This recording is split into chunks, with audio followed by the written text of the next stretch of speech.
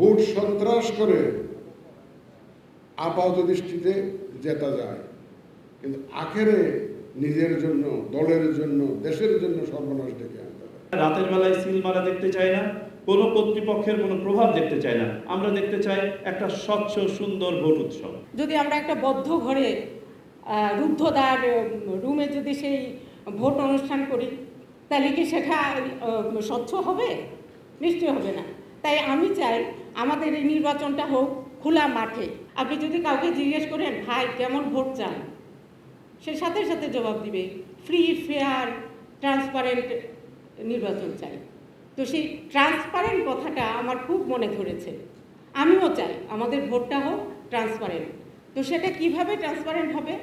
যদি আমরা একটা বদ্ধ ঘরে রুদ্ধদ্বার রুমে যদি সেই ভোট অনুষ্ঠান করি, তাহলে কি সেটা স্বচ্ছ হবে?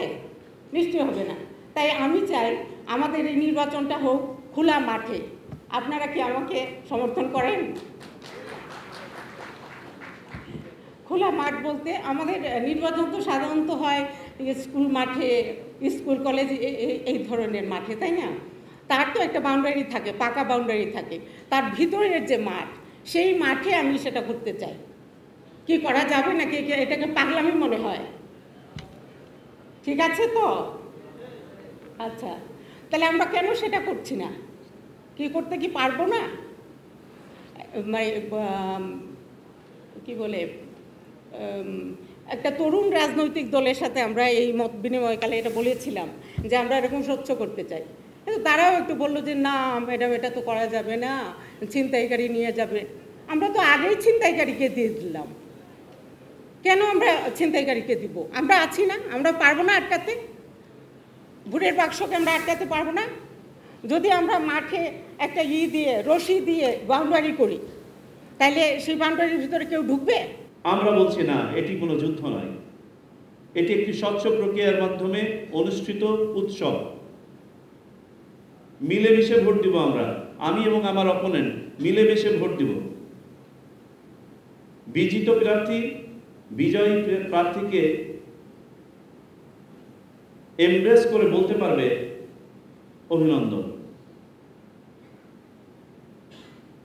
আমরা রক্ত দেখতে চাই না, হানাহানি দেখতে চাই না, চুরি বাটপারি দেখতে চাই না, ছিনতাই, ব্যালট পেপার সরিয়ে নেওয়া ইত্যাদি দেখতে চাই না, রাতের বেলায় সিল মারা দেখতে চাই না, কোনো কর্তৃপক্ষের কোনো প্রভাব দেখতে চাই না। আমরা দেখতে চাই একটা স্বচ্ছ সুন্দর ভোট উৎসব।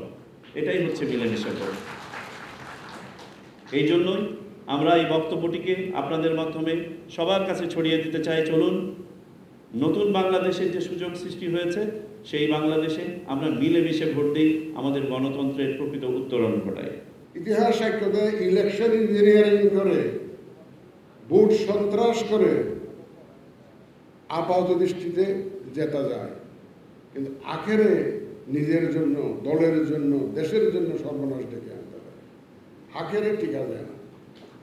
আপাত দৃষ্টিতে মনে হয় যেন জিতে গেলাম, কিন্তু আখেরে নিজের জন্যও ভালো হয় না, দেশের জন্য ভালো হয় না, দলের জন্য ভালো হয় না। ইতিহাস সাক্ষ্য দেয়, এটা শুধু বাংলাদেশে নয়, সারা দুনিয়াতে এরকম ইতিহাস সাক্ষ্য দেয়। সুতরাং আমার প্রত্যাশা, কেউ এই জাতীয় উদ্যোগ নেবেন না, কেউ এই জাতীয় চেষ্টা করবেন না।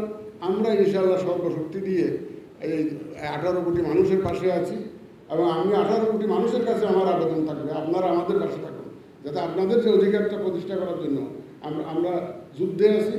আমরা it is a kind of war. আমরা ওয়ার ফুটিংয়ে কাজ করছি, অত্যন্ত সীমিত টাইম লিমিটের মধ্যে, সময় বেশি নাই। আমরা কিন্তু খুব কষ্ট করে এগিয়ে যাচ্ছি।